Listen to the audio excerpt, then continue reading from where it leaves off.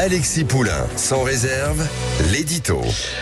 Ah là là, l'édito, oh my god, oh my god. My God, my God. Ah, vous reconnaissez peut-être l'anglais exceptionnel d'Anne Hidalgo qui a reçu le prix des visionnaires du développement urbain. Oui, la maire de Paris a été lauréate du prix de l'Urban Land Institute des visionnaires du développement urbain. C'était hier et c'est pour mettre en avant finalement son travail à Paris qui fait que la capitale est devenue plus agréable à vivre grâce notamment à l'action d'Anne Hidalgo. Alors, selon la coprésidente de l'Urban Land Institute, Diane Hoskin, grâce à Anne Hidalgo, Paris est devenue une ville plus saine, plus inclusive et plus agréable à vivre. My God. Ah ouais, c'est vrai, ça c'est incroyable.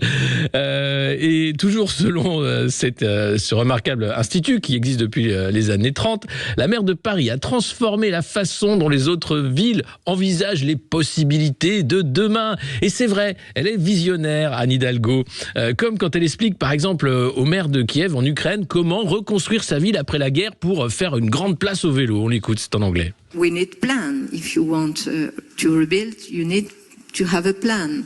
Yes, we can help.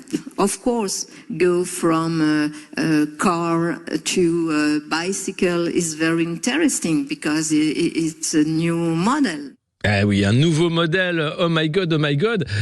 Et puis il y a aussi la politique de l'habitat, important pour avoir une ville socialement mixte, la réduction du carbone bien sûr, et les espaces verts. Alors je pense que les membres de cet institut du développement urbain n'ont pas mis les pieds à Paris depuis quelques temps, ou alors ils sont restés dans certains quartiers, parce que au niveau habitat, hier soir, moi j'ai croisé quand même un joli petit surmulot dans le métro de Paris. On a eu les punaises de lit quand même cet été, c'était assez sympa. Et puis on a en ce moment les Jeux Olympiques des travaux pas finis. Il suffit de faire le tour de la ville et vous verrez que une rue sur deux quasiment est en travaux.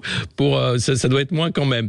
Alors, au final, Anne Hidalgo va recevoir la somme de $100 000 au nom de la ville de Paris et pour les associations.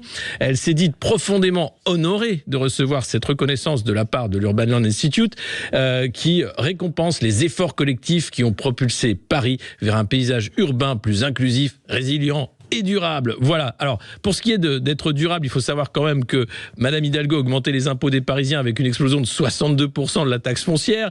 Et puis la dette, on en parlait cette semaine au Conseil de Paris, une dette qui a enflé de 40% entre 2014 et 2019. C'est la Chambre régionale des comptes qui fait cette constatation. Et en fin 2023, la dette de Paris va être de 8,2 milliards et ce sera 8,8 milliards en fin 2024. Tout ça pour financer, certes, le changement social, les JO et plein d'autres choses. Oh my God, oh my God. Merci Anne. My God, my God.